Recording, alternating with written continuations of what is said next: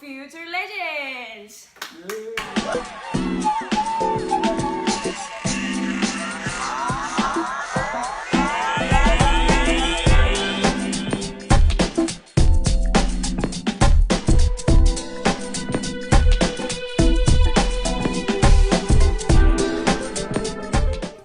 So in today's program we are going to have Mario Sainz, a Spanish freediver. Welcome! Hello. Hello. Sit down. Thank you. Take a seat. Well, Mario, could you explain to us what is apnea and what does consist? Yes, of course. Freediving it's a little known sport since at the moment there are very few people who practice. However, in Spain we have some the best freedivers in the world, such as Miguel Lozano. And it's more, I started to do this sport because my father sent me in a Miguel Lozano course. And Amazing. yes, Sounds like a very good person. see, in my opinion, it's the best person of the apnea. Wow. And in this moment, everything started. And going back to the question, freediving consists of enduring the brain in the water. However, there are many modalities. We find open sea or outdoors, but this modality I don't practice it. On the other hand, we find the pool, that's type of modality called indoor, in which we can see different modalities. For example, STA, which is a static apnea. Other type is DNF, and this means dynamic no fins. And there are other two types of modalities. It's DAINB. This is which dynamic with B fins, and other type of DAIN. This is dynamic with monofins. Wow, Yeah. there's a lot of types. Incredible. Incredible. Could you explain us the difference between all the modalities that you have already mentioned? Yes, of course. I'm going to start to explain STA. This is a hole as long possible to bring in the water. When we do it, since we are deep, it's very amazing. Yep. And the other three modalities are very similar to it. Since in the three, it is to travel as far as possible below the water in the pool. The only thing that changed from one, that the other is the material used to move, which can be with nothing, with the fins we all know, or a monofin. Yeah, that seems very interesting.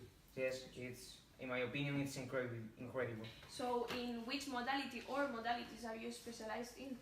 I practice STA, DNF, and DINB. However, the one that I enjoy the most, of the one that has had the best result from the 1 year to the next, it's in DINB.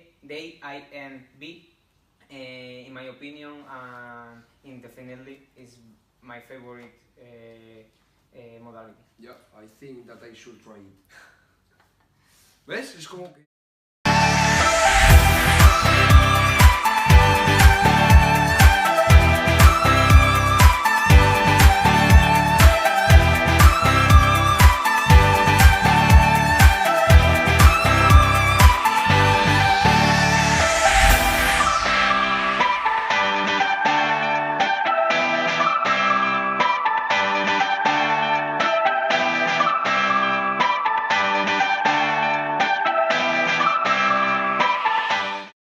Which are the Norway Championships we can see you?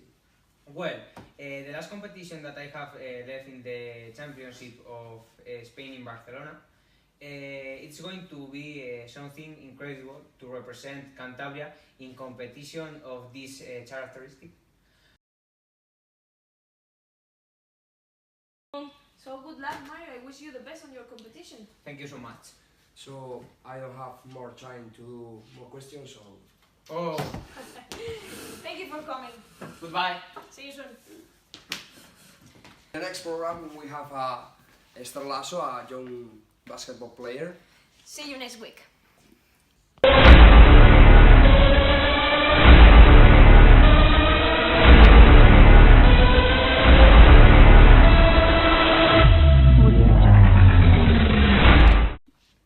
So, welcome one more night to Future Legends!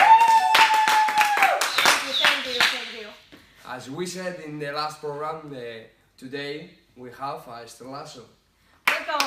Welcome. Take a Okay. seat. Thank you.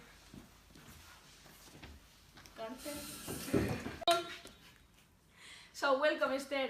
We all want to know how long have you been practicing this sport? I have been playing basketball since I was 8 years old in Santa Maria de Cayón. My cousin played basketball and I was going to see all his matches. And his coach told me that if I want to start playing basketball. But my first answer was no, because I have never played basketball or any type of sport. Why? I don't know, because I didn't like sports, so I had never played. Okay. And they wanted a girls team, so his coach insisted me, and one day I went to a training until now. That's amazing, because if not, you wouldn't be here. Okay. In all these years playing this game, have you ever succeeded an important achievement? Yes, my second year playing basketball, my team won the league when we were beginners. And that year too, I was called up to the regional team. Wow, amazing. You Yes. were little. Yes. How old were you? 30 years old. Yes. And I was called up 2 years with the regional team. And I went 2 years to Cádiz to play a competition, the national competition. Yeah. La he cagado.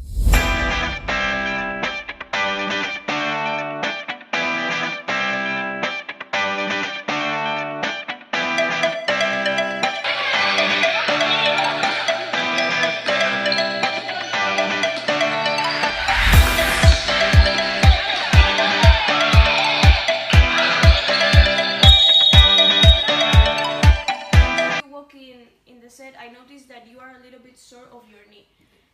Are you injured, or what do you have? Can you Yes. explain us? I have been operated from my ACL last December, and well, it's hard, but I have to have patience and I have to be constant.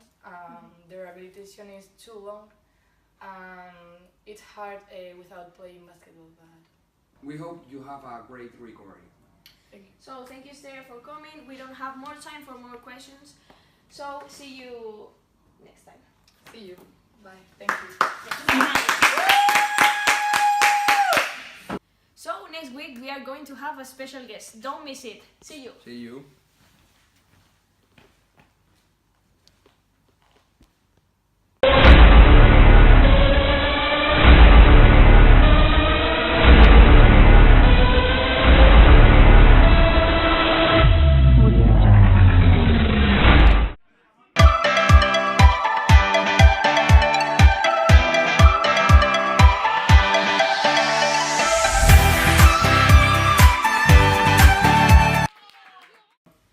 Welcome to Future Legends. So in today's program we are going to have a special guest called Sofía Portabella, a Guatemala football player. Welcome. Hey. Welcome. Take a seat. Well, Sofia, who convinced you practice this sport? Well, it's kind of difficult to say that because I actually started playing any sports when I was little. I was playing soccer, baseball, volleyball, basketball. I played all sports, but the only one that really touched my heart was soccer. and I think that my dad actually influenced in that. Also my mother, because they both did a lot of sports when they were kids. So I think that they convinced me, or maybe they let me be who I want to be, and I found out that soccer was the real sports I like, and I have been playing that sport since I was, well, in an actual team maybe when I was 6 years old with only boys, but it was the only chance I could, and so I have 15 years playing soccer. Wow, amazing. Yep. The incredible thing is that your family, it's really sportive. Yeah. I love that.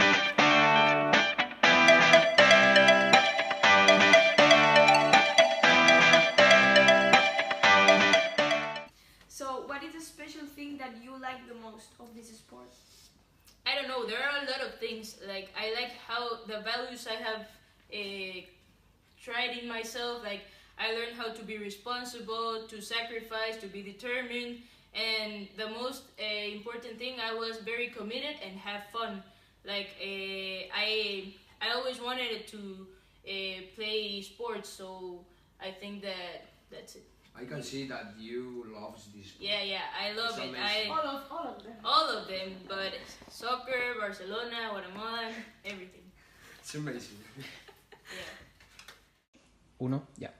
What was your dream since you started practicing this sport? Well, I guess that my dream, since I learned that soccer was my sport, will be to play in the national team. Oh, wait, I think that we have that picture.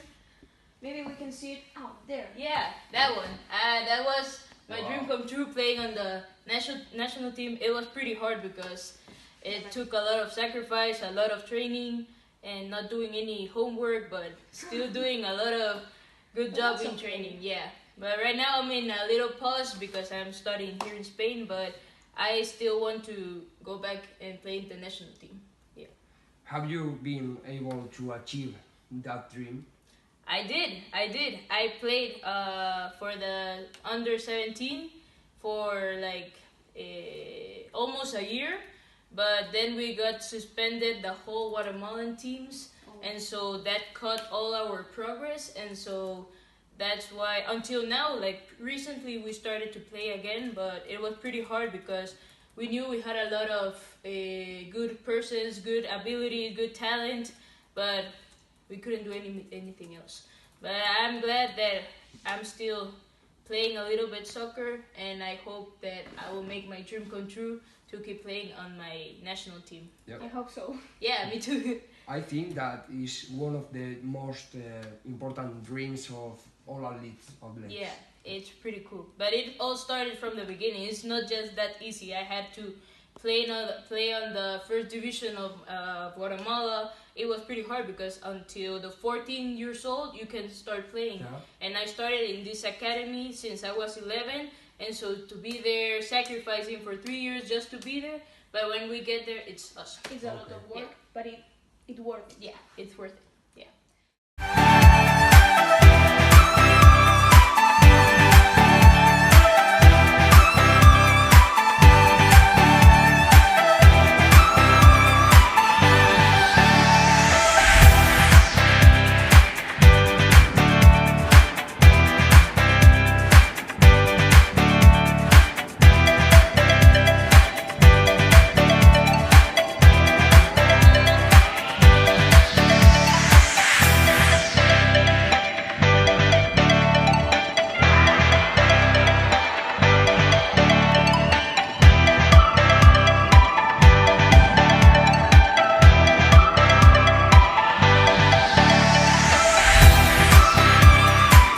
So I think we don't have more time, but thank you for coming. Yeah, of course. It was so glad to see you guys, and I hope I see you next time, and let's see how I do. Thank you myself. for coming. Yeah, bye. Great. Bye. Ah.